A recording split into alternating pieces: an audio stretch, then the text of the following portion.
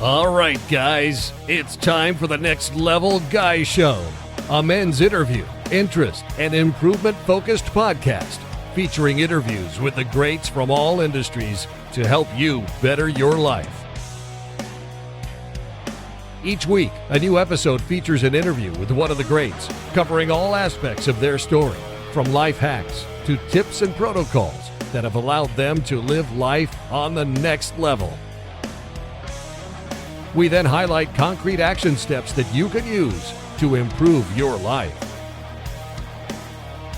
And now, your host, Ian Dawson Mackay.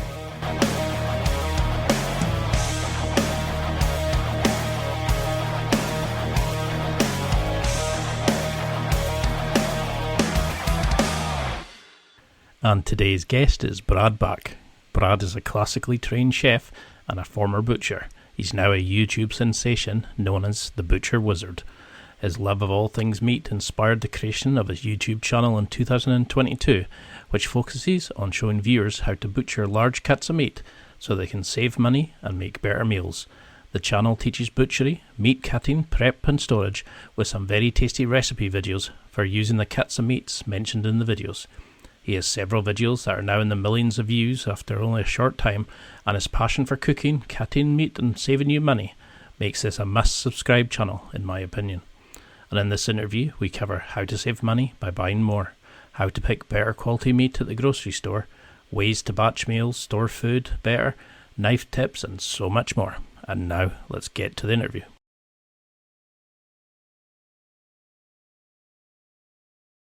Well, thank you so much for coming on. It's an absolute pleasure to find somebody like yourself who loves meat just as much as I do. I can't help salivating, and I had to subscribe straight away. Maybe that's a new tagline for you, salivating and subscribing. But for those people who maybe don't know the genius that is Brad Baych, how would you describe yourself? How would you explain what you do? Because you've got an awesome job. Yeah, well, I teach people how to save money on cutting meat themselves at home. So I have a YouTube channel that I teach these simple things where you go to a grocery store, you get a bigger cut of meat than you're normally used to, and cut it down yourself so that you can save money and get a better quality product in the process. I also teach people how to cook meat and do all kinds of different preparations. I started my career. I've always been in food. I've always been in the restaurant business. So I've taught culinary school. I went to culinary school. So again, I have a long career in food, and I just like to share it with people. And was there a particular moment that got you into food? Did you used to cook with your parents? Did you have a particular meal? What was that turning point that really inspired you to get into food? Yeah, it's actually an interesting story. I don't really have like a great background or a moment in which I can think about when I wanted to start going into food. My first job as a 16-year-old. So when I turned 16, I went out to fill out a bunch of applications to get a job, and I got a job in a restaurant that cooked soup. And they wanted it was a soup and salad place. So it had big salad bar and soup. And I was hired to learn how to do the soup section. So that was really the only cooking that was going on in the whole place. And I just fell in love with the restaurant business. I fell in love with just the whole process of cooking something. And that kind of, I never looked back. I just always had I would try to get out of the restaurant business, and then I'd seem to find my way back in. So it was always a comfortable place for me. Because you seem to have covered a wide range. You're classically trained. You're teaching people how to use it on YouTube. That you ran a culinary school. You've done all these amazing things. But would you say you have a food philosophy? What's your style of cooking? Because you're classically trained, but what would you say you are now? I think most of what I do now is just kind of teaching people how to get the most out of their grocery budget and how to get the most from just it's hard these days. I have a big family. I have 4 kids. So that's what I'm doing now is like I cook a lot in bulk. I try to find the best deals that I can. I think it's important now more than ever that people learn how to cook and they learn how to save the most money possible. And I think Hmm. that's what I kind of resonate with my audience on YouTube is the fact that I do save money in an area in which it's hard to save money because people think that this like the butchery world is so much shrouded in like I need all this education or I need all this know-how, and you do, but you don't have to go to school for it. You can learn the things on YouTube. Because that's what I love about your show is you show how to do it. It's not just, oh, get it from your butcher. You actually break it down and you kind of remove the mystique of it. But I mean, you did classical training as part of your education. How do you see the transition between what you were taught and how people approach food now with the celebrity chefs and all these sort of these kind of fancy shows? How do you think has it transitioned for the better? Do you find food more exciting now, or is it just like me, you're trying to get as much bang for your buck because with the prices nowadays, or how have you seen that change? Well, I think like when people watch stuff on TV, which are the TV shows are great and get people interested, but like they're trying to get the most like drama and stuff like that. Where when you're actually doing the thing, you're actually cooking for your family. You're actually you're really trying to get meal like a dinner on the table. It's a Yeah. completely different animal, So I think the biggest thing that people can do is just like keep everything. I like to keep everything super simple and not get really fancy. I don't want to spend 6 hours in the kitchen every day. I want to get in, get out, and get a meal on the table. And I think I think one thing that culinary school or one teaching it taught me was the technique part is the most important part. So I don't need to like spend a bunch of time like poring over a recipe because I know how to saute something. I know how to braise something. Hmm. It's the simple techniques that can be done over and over again that are that's the part that you really need to get. Yeah, 'cause I mean, like MasterChef and these sort of things are great, but it's all about the look and it's style over substance. It's not about filling your kids' bellies or your the partner who's just come in from a full day shift. 4 kids, man, that's my sister's got 3, and I like being the fun uncle and being able to hand them back. Hats off to you, running a business, well, an empire, and having kids as well. You're a brave man. So, what was the inspiration then to start the channel? Did you see that a cat in the market that kind of, oh, well, there is the opportunity to teach people? A lot of people are struggling. Well, it's kind of all came together. I was in a point in my life, I had just come off of being a stay at home dad for a lot of years. And then I really wanted to get back into teaching people because that was one of the favorite things I've ever done is be a culinary school instructor. That was like the pinnacle of, I love to teach people who had very little knowledge and really pour into them and just teach them all these things I've learned over my career. So it was, I was like, how can I do that now while I was just, like I said, I was just coming off of being a stay-at-home dad. Well, I said, well, I'll just do some YouTube videos. Hmm. And it was kind of a happy accident because I was like, I love the butchery. That was my favorite thing to do. So I'll start with that. And then my 8th video went crazy. It got 1 million views in 4 days. So I took a whole ribeye that I got from Costco and I show people how to cut it into ribeye steaks and what to do with it. And for whatever reason, it just took off. And I use that kind of springboard to then go, okay, well, let me do another cut of meat and another cut of meat. And here we are, a year and a half or so later, and it's just been a crazy ride. Because that's what I love about your channel is I learned so many things about particular types of meats, better alternatives, but just silly things like how buying some sliced meat is actually far less beneficial to you in the long run to get to breaking it down yourself. And of course, we all think there's, like you were saying earlier, it's all these complicated things, but with a bit of guidance. And you have this unique, amazing ability to teach. You're a natural teacher. And I can't watch one of your videos without learning something. But what is your sort of understanding of the butchery industry just now? You know, like before you would see one on every high street. Now they're in supermarkets or they're in very kind of specialist areas, maybe a bit more pricey in some bits. How have you seen the industry change since you were doing your butchery compared to now? Do you think we'll ever get back to your local butcher the way we used to? It's kind of interesting because I think that the actual business behind a butcher shop is very difficult. Selling meat is very difficult. There's very low margins, and um, it's I just said it. The local butcher shop is just so hard to do Yeah, profitably.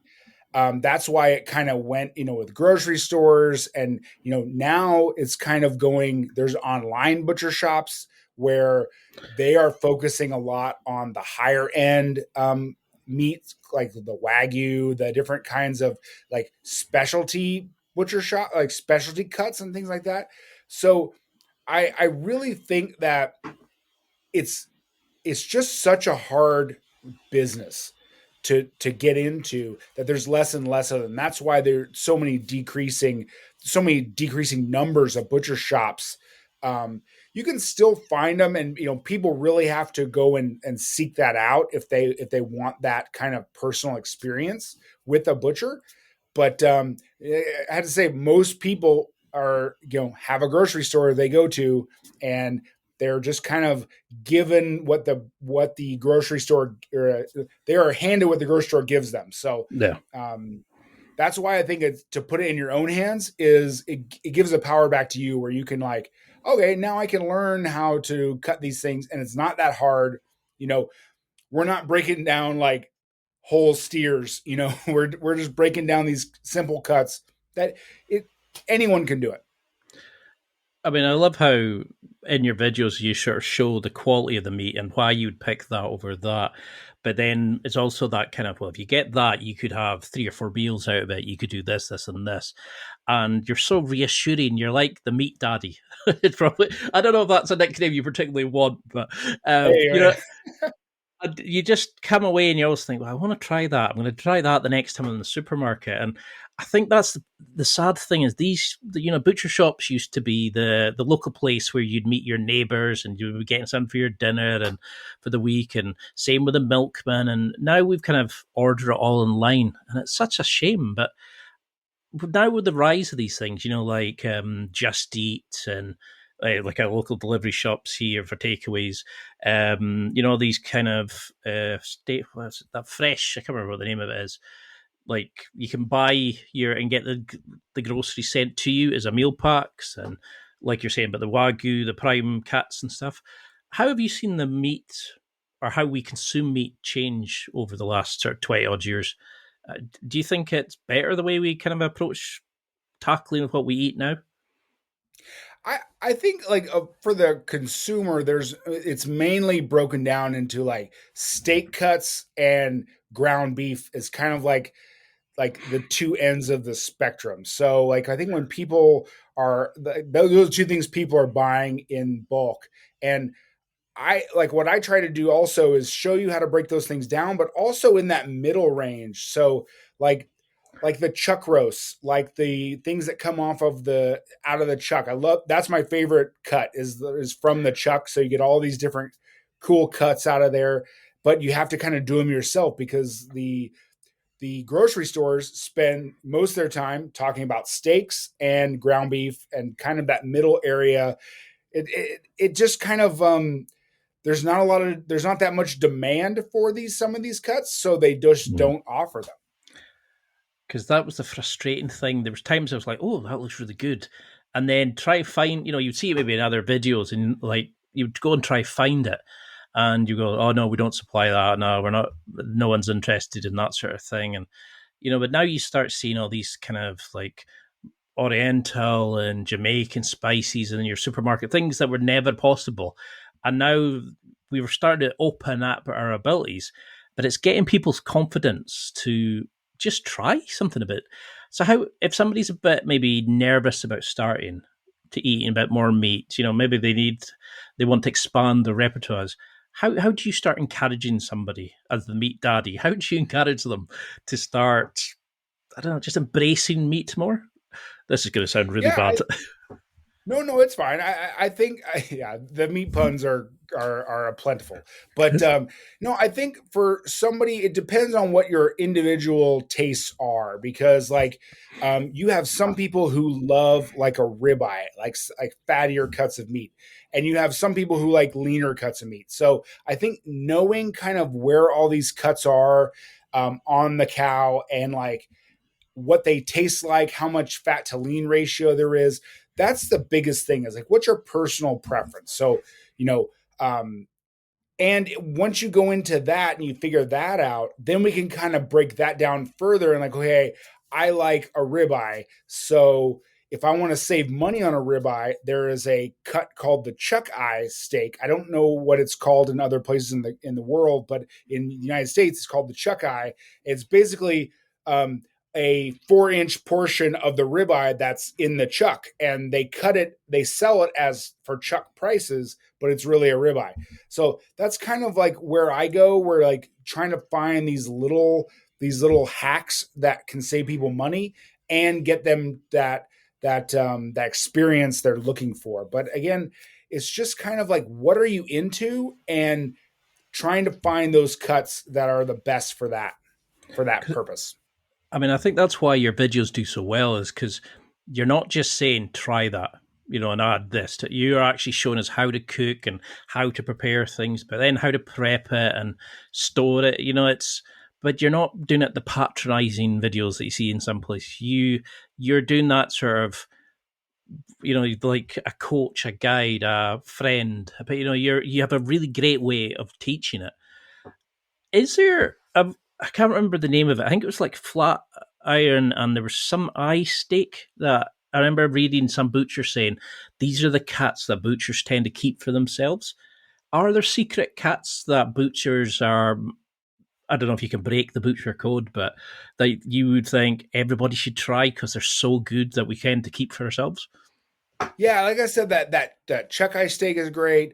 A Denver steak is also like usually those butcher cuts, what they call like the butcher's saving them, are some cuts that they find in cheaper cuts of meat, or cheaper like subprimal cuts that no one else knows about. So like I said, the chuck eye and the Denver steak are two great ones that come out of the chuck. The flat iron also comes out of the chuck. It's a great steak. It's gotten more and more popular recently, I would say in the last couple of years. The hanger steak is great. There's a like I said, there's a bunch of these little steaks that they're little cuts of meat that are stuck in these like more tough primal cuts of meat, and it takes a little bit of a butcher know-how to kind of get them out. But if you can find them, they're great. Because that's what I like about your blog and your website. You've got pictures of the animal and showing where each cat of meat comes from. When I grew up in the Highlands of Scotland, we raised sheep and lambs and stuff. We've got cattle now, so you kind of get used to knowing where your food comes from, seeing animals being born, dead through predators or abattoirs and things like that. So you understand the cycle, but does it scare you the amount of people that don't understand how their food is sourced or where it's prepped from, or how little knowledge they have behind the where what they're eating? Yeah, I think it's one of these things like you do need to know kind of where your food comes from. Also, even more so, like where the cuts come from on the animal, and what it means to have like, so each muscle group that has more work in the animal is going to be a tougher cut of meat, but it's also a more flavorful cut of meat. So you, you always balance this tenderness and flavor, kind of like um, the more the more tender it is, the less flavorful it is. And opposite is true also. And I think through a little bit of knowledge about how muscle groups are, you can learn more about, like, okay, if I get something out of the round, it's going to be tougher because that's near the hind leg. It's going to get a lot of work. So it's going to be tougher, but it's going to have a little more flavor.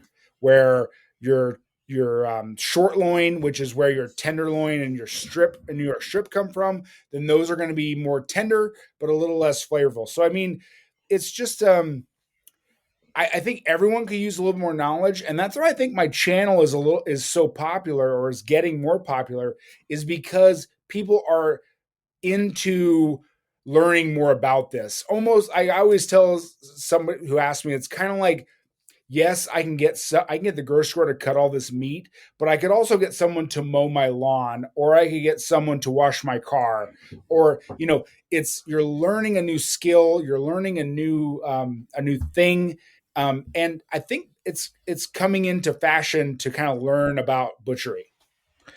It's definitely something I've been wanting to try a bit more of, but it's that fear into it though. If you buy, say, a £50 bit of meat or $8 meat, and then suddenly you go, I've just hacked the crap out of that, and I'm sitting with a bit here, I've wasted this bit.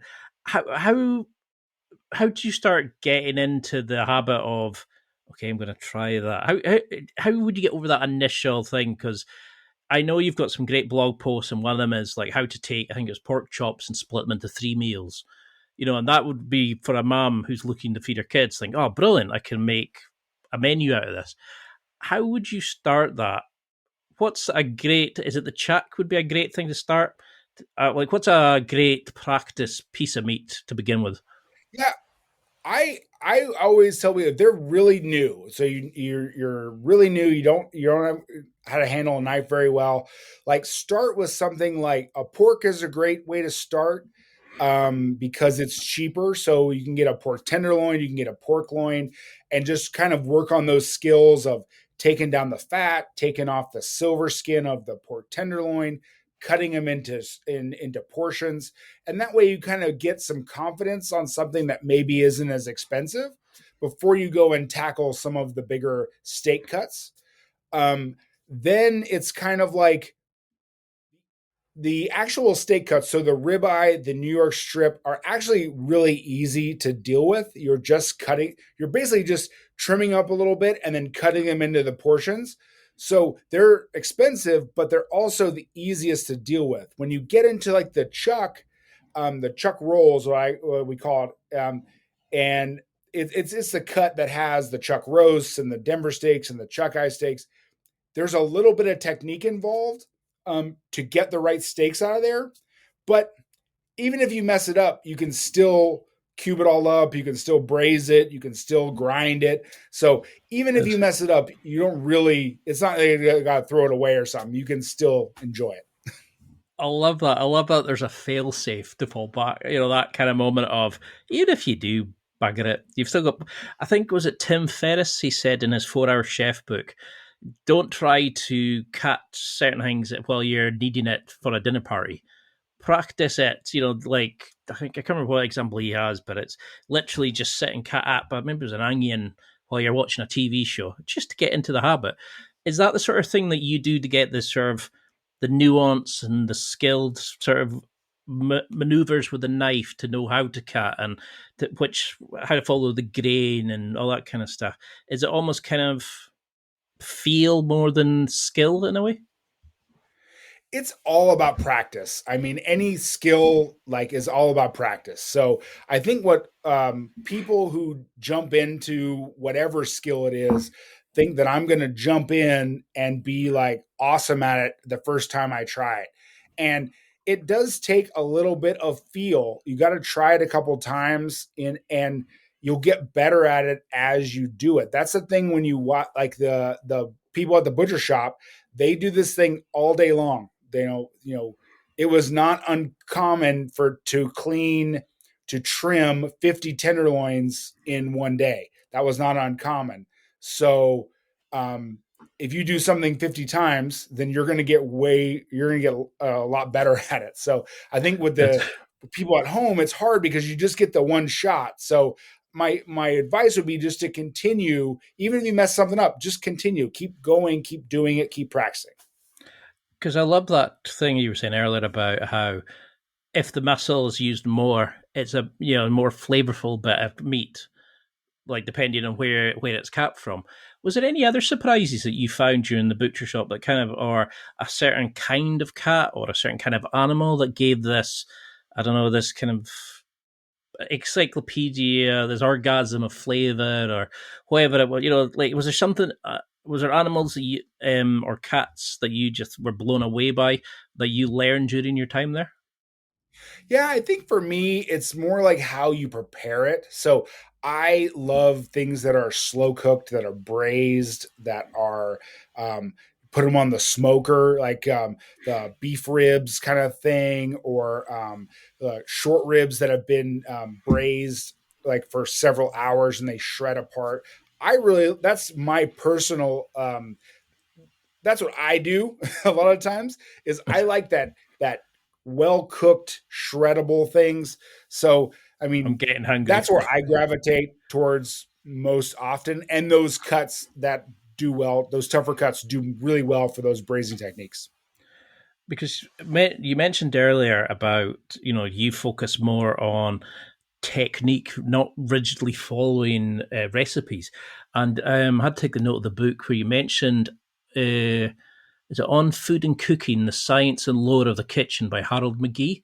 Is one you said was like one of your favorite books. How how much of science and understanding of like marinating techniques and time and cooking methods and that, how much of that do we have to understand to become a good cook, in your opinion? I think technique is everything. Like being you can having a good quality product is very important, but also what you do with it, that's the most important thing, because Mm. you can take something that is expensive, that's perfect, that's a piece of meat that's great, and you can destroy it and it could ruin the whole dinner. Whereas you can take something that's maybe doesn't start out as great and really through technique make it really really good. One of the things that I've been doing recently are called I love Mexican cuisine. So the birria tacos has been something that you may have seen on TikTok or Instagram Reels or something like that, where they'll take a chuck roast, simple chuck roast, they will stew it with chilies and beef broth and give all those great Mexican flavors to, shred it up, put it in a taco, and kind of grill it and melt that cheese. And it has all these great, it's each, so the whole taco is way better than the sum of its parts. So I think that, like I said, technique is everything, and you can really transform a lesser cut of meat into something really great. I knew I should have done this before, Eddie, and I am now desperate. I'm just like, my brain is like, oh, imagine that just now.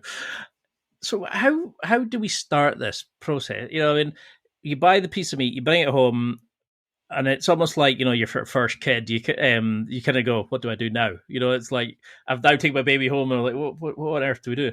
How do we start prepping this? Because you see most people say, take it out of the fridge, 10 minutes to room temperature, stick it in a hot pan, wait till it's almost smoking, and then cook it. Then nobody kind of really understands about how to sear and how much fat to take off, or should I leave it on? Or how do we start things like considering marinating, prepping? What do we have to have ready? What are sort of the minimum things that you think everybody should have before they start? Yeah, I think some of the basics. If you're going to do like a steak, so we need you know, I like a cast iron skillet. It's one of my favorites. And one of my favorite pans is cast iron skillet. Getting it super hot and a simple seasoning, salt and black pepper. If you want to add garlic powder, it's completely up to you, or something like that. I try to keep all the seasonings really, really simple. Let the meat be the star of the show, and that's kind of everything else just enhances it. That really hot pan is really vital. Getting a nice sear on it if you're going to saute it or you're going to sear it, is getting that nice crusty part is really a big part of your steak experience. So that's really important. Cooking it properly, you need a meat thermometer is probably the best way for people who aren't who haven't worked in a steakhouse and done all that stuff. A good understanding of that, and when you pull it, cooking at the right temperature, pulling it out, letting it rest, understanding that it's going to raise in temperature. That's a big thing that people go to. They're like, I saw the thing online, it said medium rare is 135 degrees. Well, if you pull that steak at 135 degrees and let it rest, it's going to be medium well, or it's going to be medium or medium well by the time you want to eat it because of that carryover cooking. So you got to pull it a little bit 10 degrees before. A big secret of every steakhouse is they put a little bit of butter on every steak that goes out. And it melts by the time it gets to your table. So you may not understand, but that's why one of the reasons that a steak at a steakhouse tastes better than the one at your house is because there's a little bit of butter on every one. But yeah, just keeping it super simple. I think that's for me, that's the basics. Because it's the thing into it nowadays is everything is, there's always a level up of, it's like you can get a meat thermometer, but then you can get ones with Bluetooth, you can get ones with apps, you can get ones that are Wi-Fi, and you're kind of like, all I want to do is just know how much it is. And I think that sometimes is we cook it well, and then we don't think about, we don't know about resting, or we don't know that it's actually going to keep cooking, or you take it off when you're frying it and stick it in the oven is actually a good way of cooking. There's all these kind of things. I mean, I interviewed Ben Nebril from Sorted Food, and there were so many things I learned from that show of just how amazing little changes as a home cook could improve your skill. And that's why I'm so glad I found your channel, because you're doing the exact same thing. You're showing people that these things are possible. Is there things that we shouldn't order when we're out that are a waste of money? I seen somewhere about, was it Gunga Foods? He was talking about dry aged foods, meats, because they're not always. They just cook them in a certain way to portray them as dry aged. So you're paying for dry aged, but you're not getting that quality. Is there foods or meats that you think we should all avoid when we're out or in the supermarket? So it's funny you've mentioned this, because there's one thing that is very, very popular on social media, and it is the tomahawk steak. So if you don't know what that is, so a tomahawk steak is basically a ribeye with a bone that's like 14 inches long or something. And it pains me every time, because like the extra bone is just for looks, right? It serves no purpose because they've taken all the meat off the bone. So it is solely for show. So I've seen these on a menu where they'll charge an extra, a steakhouse will charge an extra $20, $30, $40, basically between the ribeye and the ribeye with the huge bone attached to it that you can't eat. So that's one of the things I would personally stay away from, because like I said, it looks good on Instagram, but it's like, but it serves no actual purpose for when you're eating.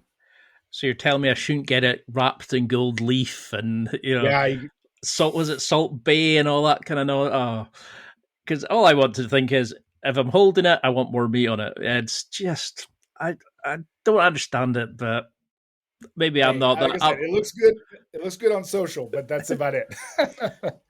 And are there shops or brands that you're not? I know you probably don't want to name certain brands, but I mean, how do we make sure that the meat we're picking is ethical, it's cared for? Because people read these things, say, "Oh, grass fed," but it doesn't really mean how that the animal had freedom. It's maybe just in its diet. And like, are there certain buzzwords that you think are a yes and certain words that are an immediate no when it comes? Do you have like a guideline when you pick meats to the color, the source, the feed, etc.? Yeah, I think with that, with sourcing the meat, you want to get the best that you can. And if you can find a local farm or a local rancher that has and buy from them, that's obviously the best because it's gone the least amount of distance. But it's hard because every time that we come out with a this is organic, this is grass fed, this is it grass finished, all these other different words, there's a lot of like funny business in with the labels. So you just got to kind of do your best. And I always look for fresh, whatever the freshest. You got that nice, dark red color. It has a good amount of fat in it, intramuscular fat, so you can see that it's well marbled.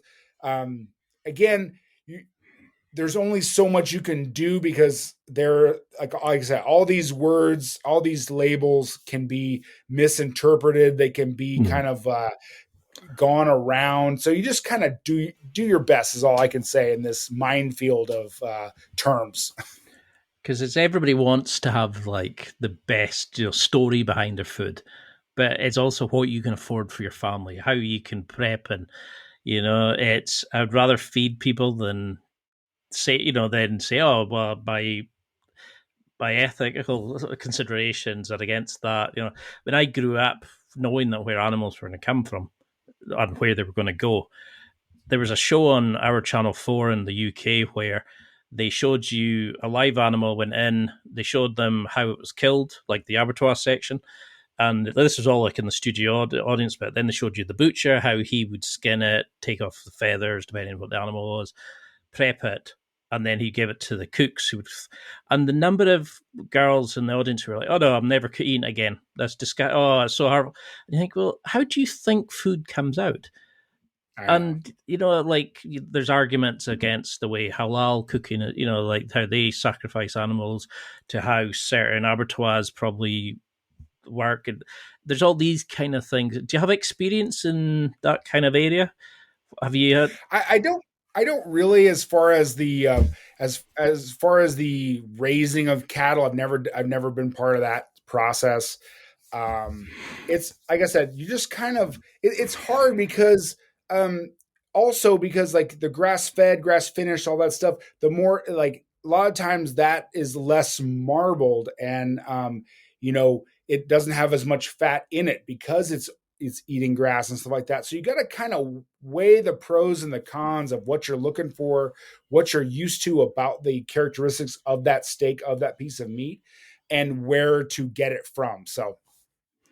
So if you've got somebody just now thinking, okay, there's a butcher shop down my road, or there's a butcher shop in this market, and they go in and all they see is the amazing window filled with beautiful cats. And I remember back in the day when my mom was a school technician, she would send me in with a list of like hearts and kidneys and all sorts for the science experiments, and they'd be pulling out all these like it looked like a horror show in some bits, but they were such nice guys, always helping, and they would tell you how to cook things and how to do different. They recommend, like when I was asking for dinner, not for that stuff. So, how do we build a relationship with our local butcher? How do we start that kind of two-way communication? Because I don't like just asking people for things. I like, how's your day going? How you getting on? How can we befriend our local butcher? It's probably the best way of putting it. Yeah, I think the best thing to do is go in there and kind of like talk to your butcher, say, hey, tell them what you're trying to accomplish. It may be like you picked out a recipe and they can help you get a cut of meat that is best for that recipe. Because there'll be lots of, online is crazy. So people would come in to the shop and they'd be like, I want to do this recipe with this cut of meat. And you'd be like, that's probably not what you're looking for. Hmm. Or that's a more expensive way to do it. Maybe you want to use this cut of meat instead. I think it's just kind of going and using their expertise about different cuts of meat, where they come from. And again, it's getting tougher and tougher to find those highly skilled people. But again, just asking the questions and being a customer, like being a customer who comes in the shop a couple times a week or once every week, being that normal face that they've seen, you're gonna be able to get that service that you're looking for. Because I always loved how attentive they were and how they always looked for the best thing for you. and how they would have the patter with the granny. They would chat to the new person coming in, the mum. They would show them and give them a wee bit extra, or they would go out their way, and it's a service and a set of skills and expertise we do not want to lose, and it's a real shame. So, how do you think these? I know these online markets now where you can box 8 steaks and get them sent to your house, and I know that the benefits of like sometimes cost because they can batch them and all this sort of stuff. But what's your opinions on these things? Are any of them any good? Have you found a service that kind of works that keeps the old age the traditions alive? It's really tough to do those things online because again, you're just kind of clicking a box and they're Yeah. sending it to you. So, a lot of those online butcher shops, the way that they kind of can stay in business is by doing those more expensive cuts of meat, the wagyus, the primes, that kind of thing. And then you're so it's tough. It's tough to get that relationship it's almost impossible to get it from online sources, but it's like even when you go to a grocery store, it's really hard to get that relationship that way we once had with our food and with our butcher shops. But there's in big cities, in the United States, where I live, you can go and you can find these where, like, I have one in my town that's called Revival Butcher Shop. They're trying to revive this Yeah. custom butcher experience. So I think you just got to kind of really search for those small, still running butcher shops, but they're out there. You just gotta do some. It's unfortunate, but you got to do some research and find one that's in your area.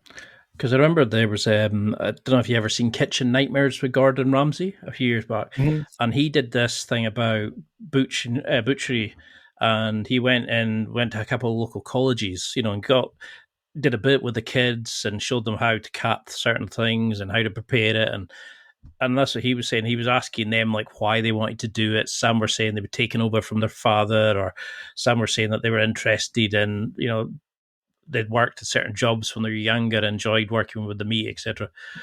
And I think that's the thing, is that we're now moving away from human connection. We're losing that kind of, not even networking, just that kind of community spirit, and that's why I love that you're bringing these kind of things back, and you're breaking down the mystique behind it. Um,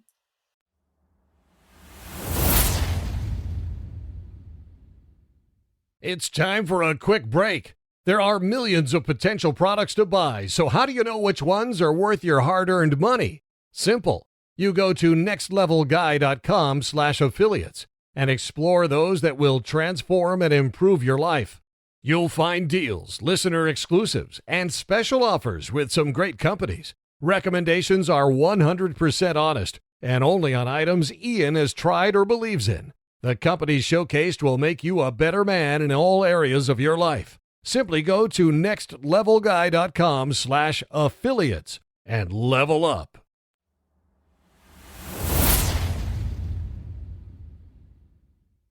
so how do we, once we go there and we get a couple of things, say we speak to, and we say we want this and we want to try that, and he gives us a couple of things to try.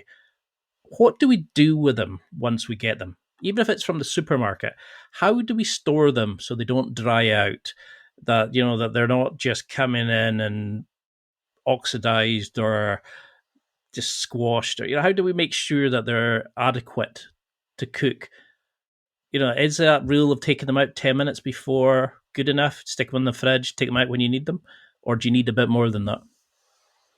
Yeah, so if you're going to get the big kind of subprimal cuts, like the whole ribeyes, the whole strips, they come in what's called a cryovac pack. So that is a vacuum sealed pack, and the meat in there can last like 30 days or more. I mean, you got a lot of days on that as long as it's in that original packaging.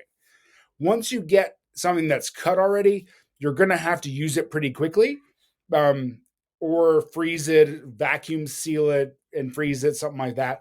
Um, but as far as like taking it out of the fridge before you want to use it, you know, I am under the, you know, I don't necessarily have a bunch of rules when it comes to steak, as far as like making sure it comes room temperature or whatever. You know, taking out for 10 minutes, it's not going to be anywhere close to room temperature. You're probably going to need more like 3 or 4 hours.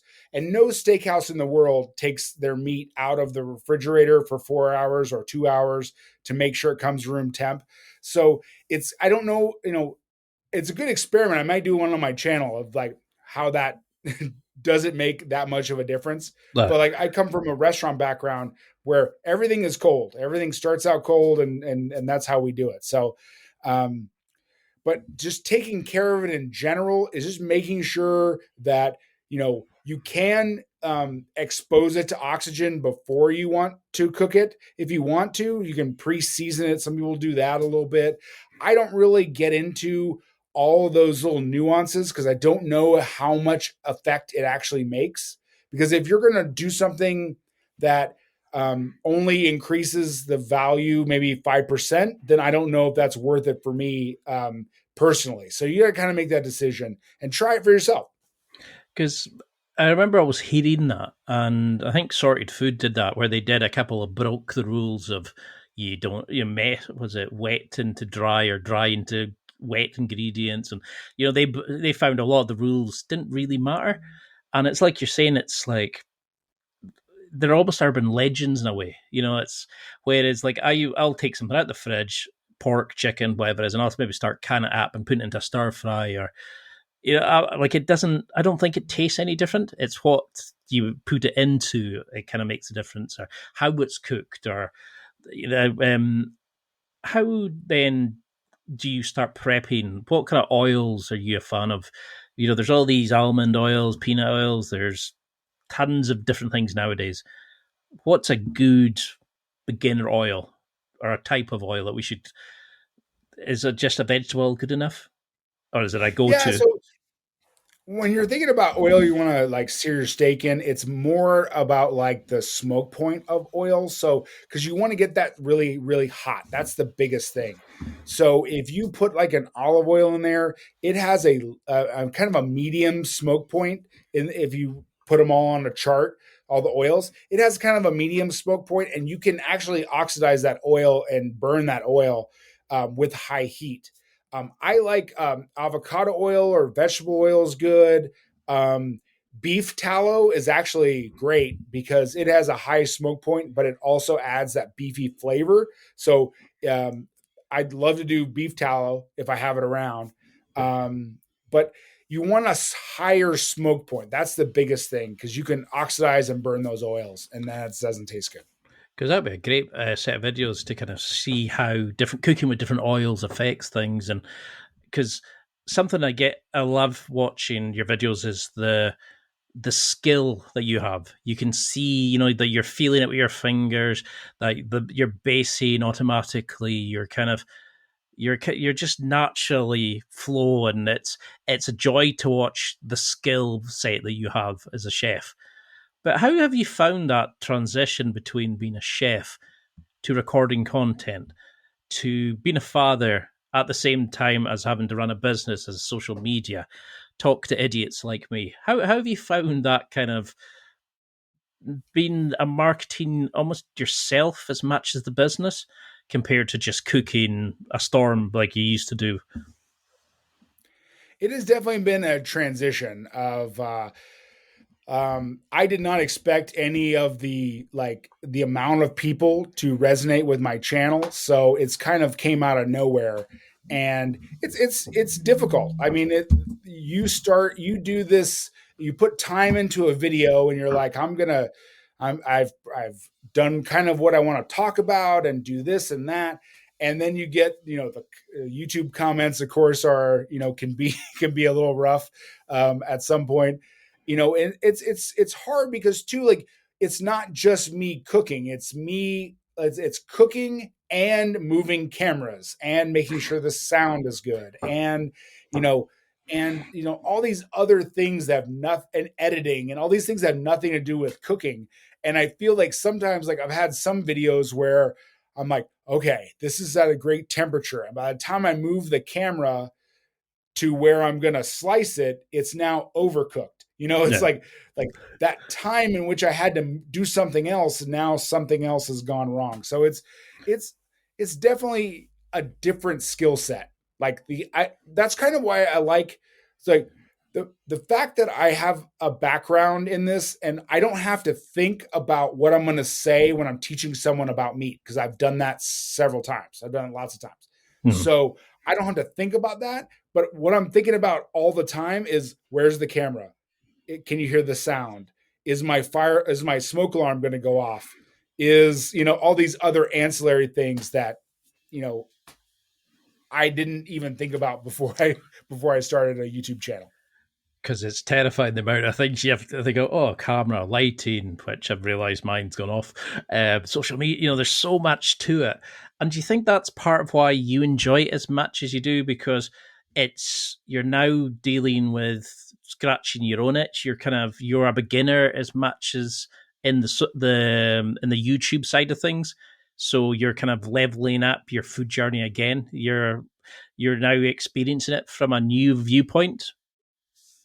Absolutely, because it's a completely new learning experience when you're learning how to edit, when you're learning how to um, film, different cameras, different all kinds of things. It is a completely different skill set. So yeah, it has been, and even the business side of it. If you want to even get into the business side, I never really got into that, and now I've launched my own products. I've had other, done some sponsorship deals, all kinds of stuff. And it's like, you're not prepared when you start out. I was like, I'm just trying to teach people how to cut steaks. I don't know how all those other stuff works. I mean, talking of your knives, for example. I mean, I had a whole set of questions on how to maintain a knife. Because a lot of people get a knife and they use the same one till it breaks. They never sharpen it and then wonder why it barely cuts like anything. How do we maintain the knives? How do we pick knives? What's our go-to knives? And how did you go from doing that and teaching people to creating your own knives and having them sold on Amazon? Because that's such an amazing thing. But what was that? Can you go into a little bit about how to pick a knife, maintain it, and then tell us about how you do these amazing things? Because you just seem to be hitting the ground strength to strength. Well, I appreciate that. But, as far as people, like, you need a good chef's knife. That's like your go-to. You need like a good knife that you use every day. So that's where I suggest that people spend the most money, is in that knife that you use every day. And then when you go into some of these other knives, then it's kind of like, do I want to spend a ton of money on the different kinds of knives, and what do I use? Because the part that gets me is like when you get these like knife sets, and you get one maybe when you got married or whatever, you get a nice knife set, but you never use. There's been like 3 knives in there you never use. Mm. Well, I like to piece it out and get the knife that I'm going to use. So, and taking care of it is you're going to have to sharpen it every month or so of continuous use. You can use a honing steel, which is probably came in one of those sets, but it's like a long piece of metal that you can Wow. you take and you hone that steel, you hone that knife, and that's what you do every time you pull the knife out of the block.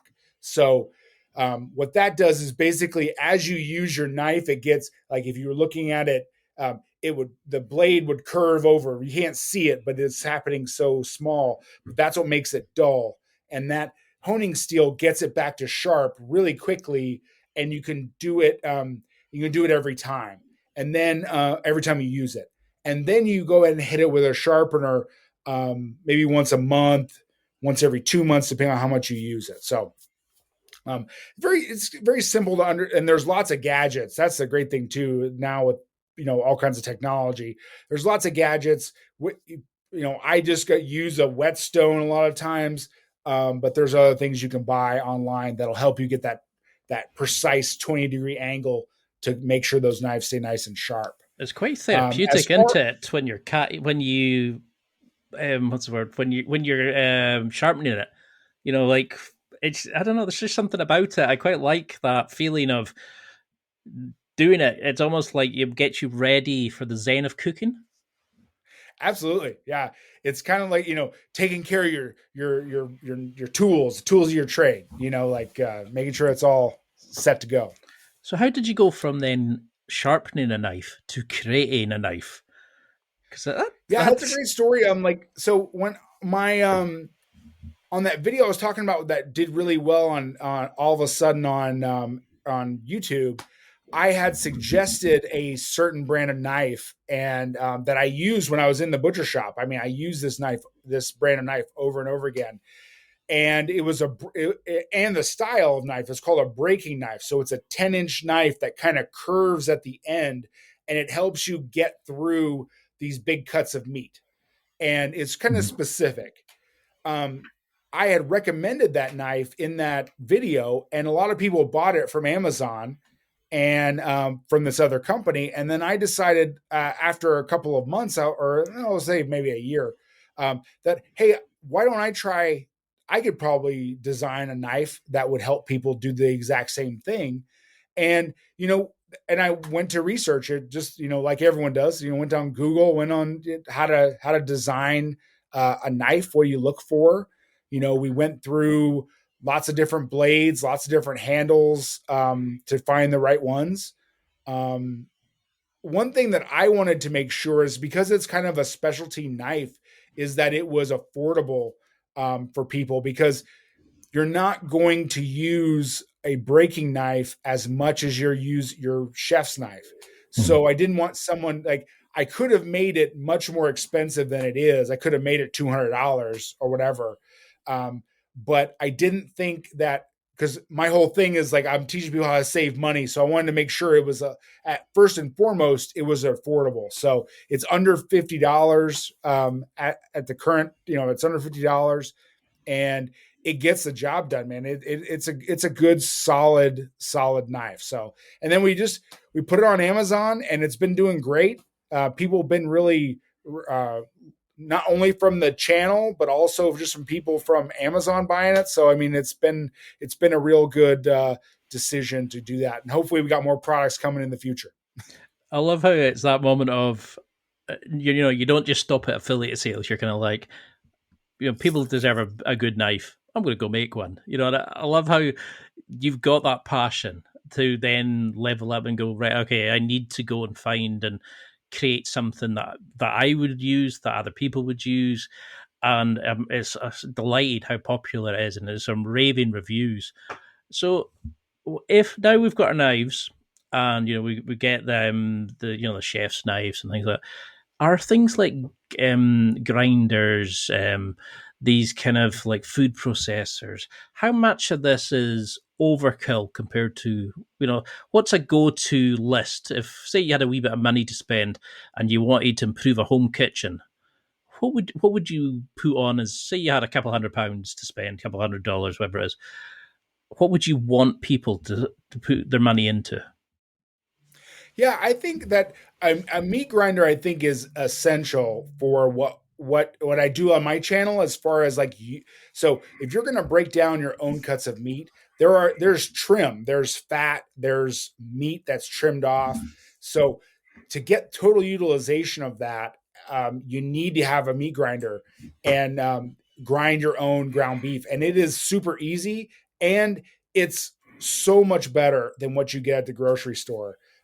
Talk about freshness, quality. You're using like real steak cuts, real cuts of meat, like everything. Like, I know there's like a whole like pink slime. I don't know if you guys probably don't have this in the UK, but in the United States, there's all this like additives they put in some lower grade ground beefs, and you don't know what kind of meat, you don't know what kind of cuts are in there. Doing it yourself really helps out with that, and I think a meat grinder is pretty essential. Also, if you have a little bit extra money after that, I have a meat slicer that I use quite a bit. That I'll make lunch meat for my kids. Like I'll roast turkeys, we'll roast beef, stuff like that. It's just a higher quality of meat, so I like to do that. Another gadget I really love is a sous vide. to cook as far as cooking. So it's that sous vide one that you can it it heats water to a very specific temperature, so you can put the meat in a bag in the water, and it'll cook that meat till exactly the right temperature, and then you pull it out, you sear it, and it's perfect every time. So there's just I like I like meat gadgets, or I like cooking gadgets. So I love how those are a few of my favorites. I love how you're actually just like picking the things that just just gets it done. Because there's all these amazing things you can spend like hundreds of pounds on a thermometer, but you don't need some of these amazing things. They're good if you can have the money for them. But I've always wanted to try, like, was it chuck, like trying different steaks, um, like sort of beef mince and all that for different beef burgers. Absolutely love a burger. So I always tell myself I'm going to go and try different percentages of fat and different types of meat. And haven't done it yet, but it's on my to-do list. And I was watching one of your videos the other day, and I was like, okay, I need to go get one.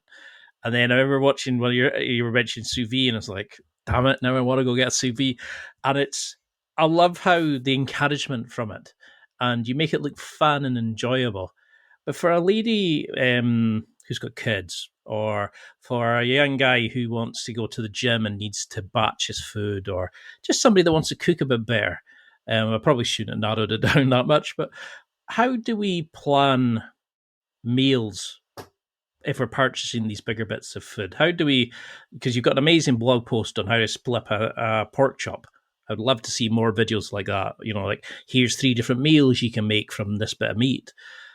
Say if it's chicken, if it's pork, whatever. How do we plan for variety, for feeding kids, feeding ourselves, but foods that we can take for lunch? We can pack lunches to the schools, eat at work. Like, that's not just cooking at home. How do you plan with your own kids to kind of give them good food, but also food that's livable food, if that makes sense? Yeah. Yeah. I mean, so for me, I will go and when I'm buying meat, and I will get a variety of different cuts of meat, and then come back, we'll make a plan for how to cook those. But also, we are, using the vacuum sealer to kind of put them in smaller quantities, because you get, like, I go to Costco a lot, so these big warehouse stores, you buy, 10 pounds of chicken. So what are we going to do with that? So we'll make it in smaller portions so that you can take one package out and make dinner with it. With the ground beef, I'll do the same thing. Either you grind it yourself or you get it somewhere else. Go ahead and buy it in bulk, but make it in a smaller package. That way you can kind of like, okay, I know I have 2 pounds of ground beef to work with for this meal. And I have some in the freezer ready to go. As far as what I do with my kids, I mean, I have, so 3 of my 4 kids are boys. They're in that stage where they are eating the whole house. They're eating everything they can get their hands on. So it is a lot of meat all the time. I will make these I'll put several pounds of chicken on the grill, and then I'll wonder where it all went the next, like, after dinner's done. So for us, we go through a lot of stuff, a lot of food, but it's just, like I said, making that plan and leftovers. I got one of my sons, he does not eat, he only eats leftovers for lunch, which is kind of good, because you always have those stuff stuck in your fridge, but he goes through and knocks out all those leftovers. But, like, I mean, just whatever your kids like, whatever your family likes, just double down, keep making that stuff, keep making those hits that they really like. And then every once in a while, adding a new something in there so that they can enjoy something new. I think trying to do something new is really hard for kids, but it's something they need to do because they need to taste some new foods, Because if not, we'd just be eating the same thing over and over. Yeah, I know that feeling. Because I like doing, like, the batching things, like having chicken and pork, cutting them up into cubes and then putting different sauces onto them, and then I like to make a curry, sausage casserole, steak, whatever it is, like like multiple dishes, and then freeze them. So I just usually put them into these little deli containers and stick them in the freezer once they've cooled down. Is that good enough? I mean, I'm not a culture vulture. I mean, my palate's probably atrocious. How should we freeze meats to keep them? Is there rules to these or Well, techniques? like so if it's raw, then like I said, like the vacuum sealer in the is the best way to do it and put it in the freezer. If it's cooked, yeah, you can just again you could vacuum seal it or you can put them in different Ziploc bags. It just depends on how long you're going to keep it. I would not suggest putting things in the freezer for a long period of time. Within a couple of weeks, a month, you should be going through that stuff because we everybody has got the stuff in the bottom of their freezer that they forgot about that doesn't look too good that Yes. they end up having to throw away. So You can't if you identify it can, anymore. yeah, because it all looks the same when it's frozen, right? So you got to make sure you write it down. Like, right, I'm not the best at this organizational wise, but I need to get better at writing what's on the thing because I'll be bringing up this package of mystery meat here that I don't know what it is, but yeah, write it down, write on the package, and then try to cycle through all that stuff in a timely fashion. Is my biggest tip. So how then do you flex the creative urge? Because you seem very a happy, guy. You seem to be very like living life, and I'm not surprised. You've got a beautiful family. You do these amazing things. But how do you review these? Like, how do you kind of look back at how the show's going, decide on the journey of how it's going to go, look at the videos you're going to make? How's your review? Because I remember interviewing Hazard Lee, the fighter pilot, and he was saying they'll sometimes listen to one radio call that lasts 5 seconds 20 times to see how it could have been improved, the quality, the content, the words used, the meaning given. Well, there's so much to it. How, now that you are the business as much as the show, how do you review your progression and make sure that you're getting family time? Brad the businessman, Brad the family, the father, Brad the family guy, time with your wife, and also create ideas. How do you juggle these many different plates? Yeah, it's tough. Juggling has not always been my juggling all these things hasn't always been my strong suit. It's like I will get down a rabbit hole of research and then what I want to talk about, and then I probably have a spreadsheet that has over 100 to 200 ideas all the time that I'm always adding to. Of this would be cool to do a video like this, and then I try when I'm thinking about the videos I'm gonna make. I try just to put on this list everything I can think of, even if it's not possible to make. Because again, it's just me. I don't have a whole crew. I'm not doing these crazy videos. So but I try to get all these ideas out because then it'll spark something else that'll be not so intricate. Like, oh, I can do that or I can do this.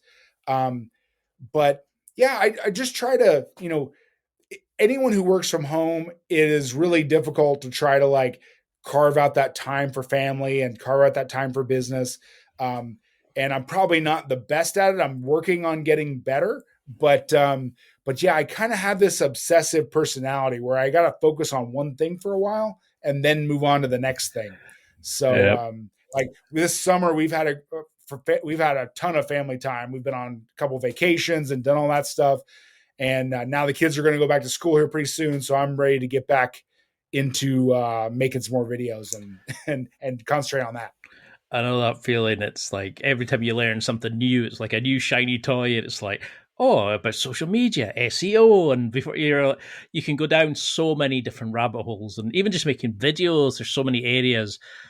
Now you've probably worked in some of the most amazing places. You will know a lot of top chefs. What is it about them, about their approach to food, or their skill set, or just them that makes them good chefs?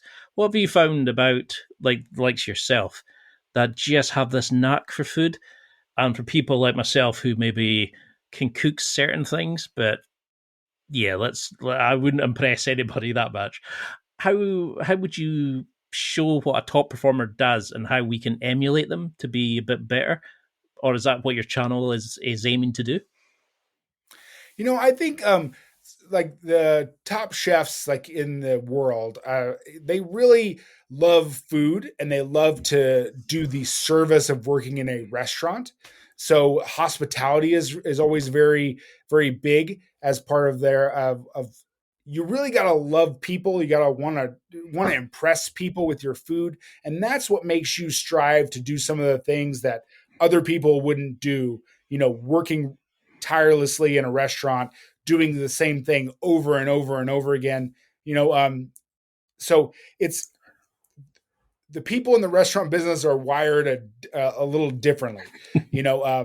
They're obsessed. They are people. The great ones are really like singularly focused on perfection, and I think that's the difference between a person who does it professionally and a person who does it like person who just cooks.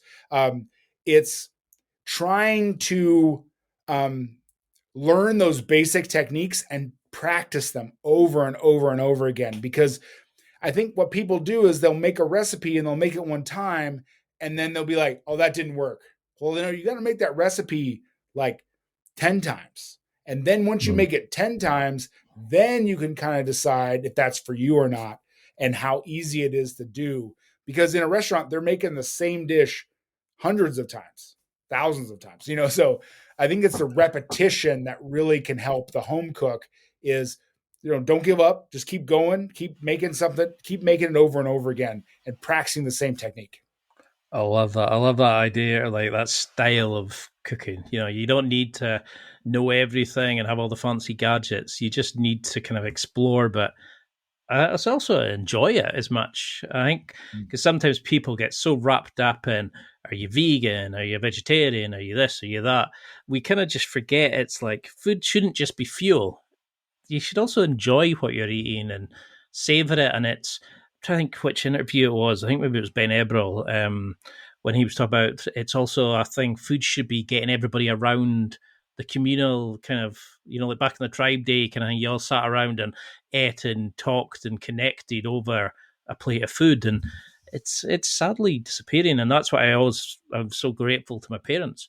We ate at a dinner table with our family. You all took time to stop and eat with each other, and I've seen people who don't have that, and I feel for them because it's sometimes how you connect to your family on a deeper level at dinner times and things.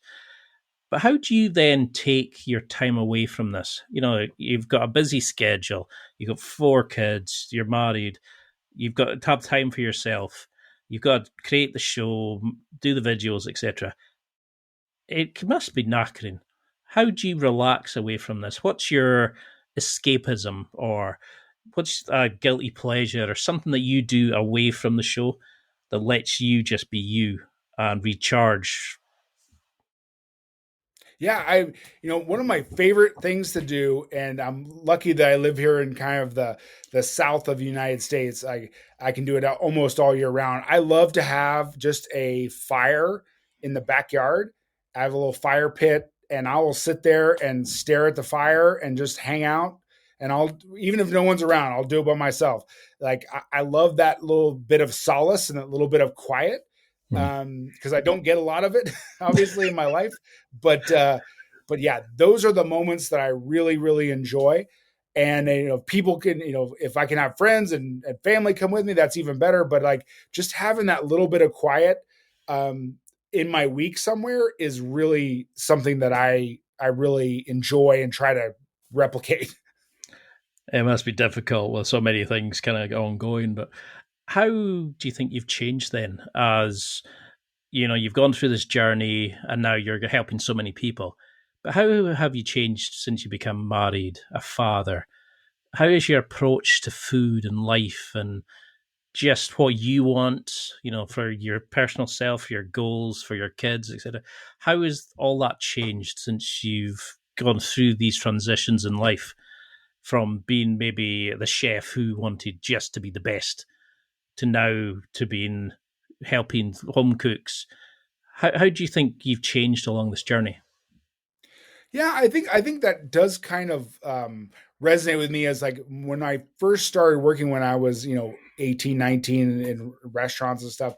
It was all about getting the skills and just working everywhere I could. I worked lots and lots of hours. And then when I got married and had kids, it was more like it's not about me anymore. It's about the family. It's about, and I took a huge step back as my kids got older, or well, I have twin boys, and when the twin boys were born, I actually quit for a little while and just was a stay-at-home dad. So it was kind of a abrupt kind of like, okay, your career doesn't matter anymore. You got to, focus on the family, focus on kids, and it was a big transition.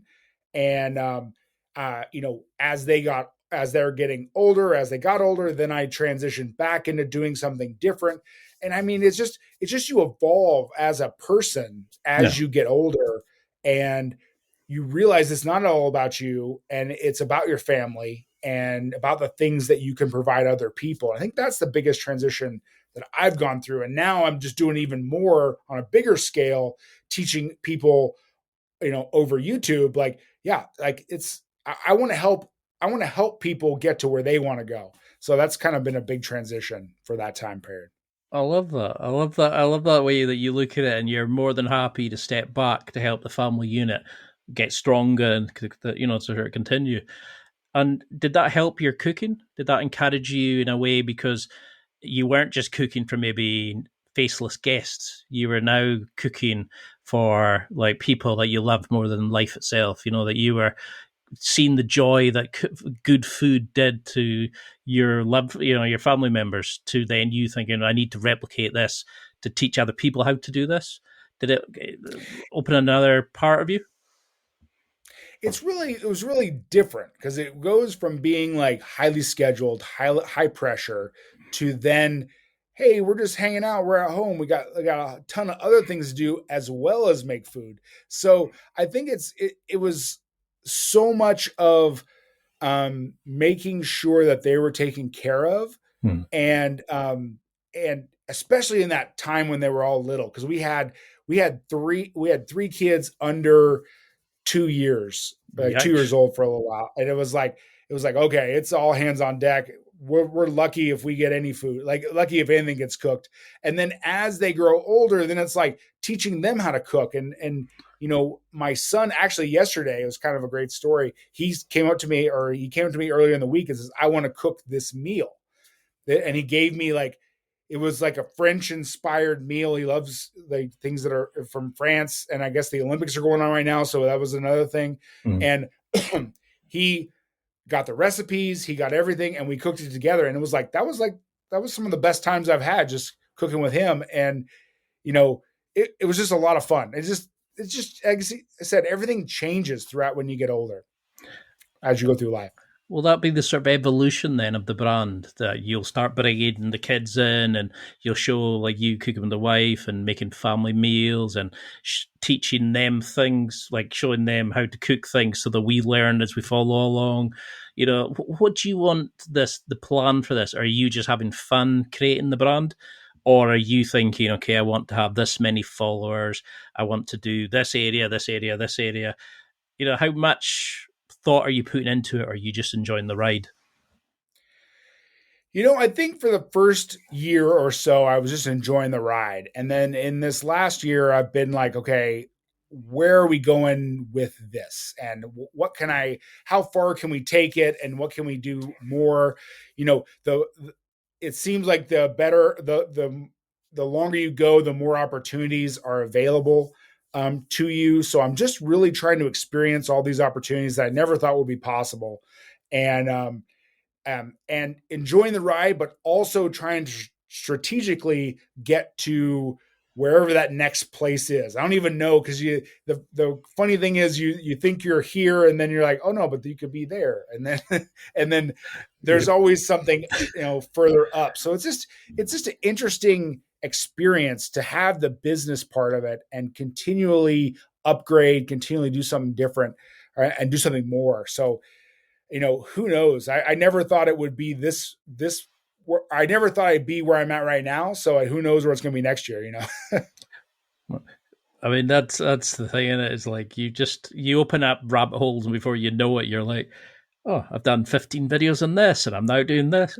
How much of like the industry do you pay attention to now? Are you still researching and keeping up to date with the new techniques, the new videos, the new like must-have gadgets and stuff like that? Are you bothering with that, or are you just enjoying getting back to teaching and helping people?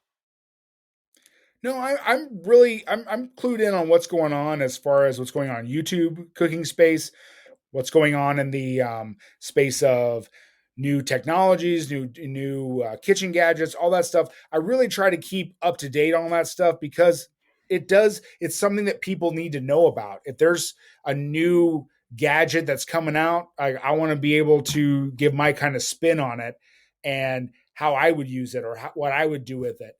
But in turn, it's going as we get more and more technologically advanced. It's also teaching people that it's also a knife and meat, and meat and fire is also important to understand. Also, Because I think that's the thing, isn't it? We do get lost in the noise of it all, and it's just treating people to actually just get back to cook and just enjoy it. And I like that about your video. It's not just here's what I prepared and that's it. You actually taste it, you eat it, you enjoy it, and you talk about how you would improve it. And you don't come out as the oh I'm the best chef in the world. You just kind of go let's try this, and this is how I would do it. And like I think you made some was it compound batter the other day, and it was like oh I always mess up the first time throwing the cling film. And it's I like how you include all these things. You're not just like, oh, I'm the best. You just make it fun. You make it enjoyable, and you should be super proud of the work you do because it is amazing. And I'm so chuffed for you. And I know you're going to go so many places. And I know I've used up so much of your time, but I'd love to have you back on and really get into different things because there's so many rabbit holes I'm trying to avoid going down. So I hope you've enjoyed it as much as I have. But what would you want people to take from this? Till we can do our second round, what would you want them to come back to you in 6 weeks, a month, a year, whatever, and say, I listened to your podcast and I did X. What would you want them to do or tell you about their journey? I just would love people to experiment with cutting their own meat because it is it is very it's rewarding. It's very rewarding when you start to learn where these cuts come from and how easy it is and the practice that's involved. And it's just very fulfilling. So I would love if everyone could at least try it once because you'll get addicted to it, but you really will because you'll be like, okay, I've done this. Now what's the next project I need to do? What's the next project I need to do? So that would be one thing. I just love everyone to just give it, even the simplest thing, just give it a try. Cutting meat a try. I like it. And what would you want people to do now, apart from buying the knives? And how can we follow you on this journey? What's your social media, your website? I'd love to see more blog posts and more different videos and reels from you and all these kind of things. So how can we make sure we follow along and find out all the amazing stuff you're doing? Yeah, the best place is just on YouTube, Butcher Wizard on YouTube. I also have a Facebook group, a private Facebook group that we're doing that's relatively new, but it is how to cut meat, how to save money cutting meat with the Butcher Wizard. It's a really bad title, but you can search it and get there. But yeah, in there we're doing some we're doing some challenges where we all kind of take one project and do it at the same time. So that's kind of cool. We're starting one here coming up very soon. But yeah, man, I'm on all the socials as Butcher Wizard, butcherwizard.com, like all kinds of stuff. But mainly it's YouTube and Facebook group. I love that name as well. And what's your dream video? What do you want to make? Is there a certain type of meat, a certain type of video? Say there's no cost implications or there's you have time to go and do this and you can spend as much and as little time, effort, money into this. What would be your dream video to make? I would there's two that come to mind, if you don't mind, if I just indulge me with two.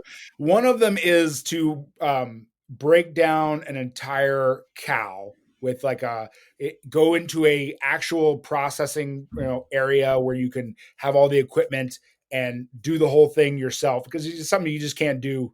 I just can't do at home. And then also I have this fantasy of being of doing competition barbecue.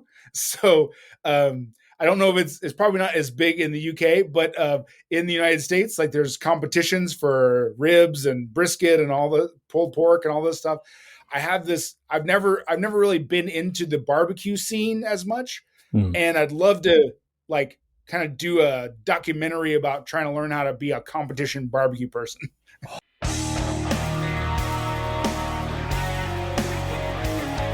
Well, that's it for another week, and thank you for listening. It's now time to take what you've learned and use it to develop and enhance your life with the key points mentioned. Listen, try it, embrace it, use it, and crush it. Now's your time to hit that next level in your life. If you liked this episode, then please leave a comment on the show notes or a review of the show on your podcast platform. Everything helps evolve the show. Until next week, keep seeking the next level in your life.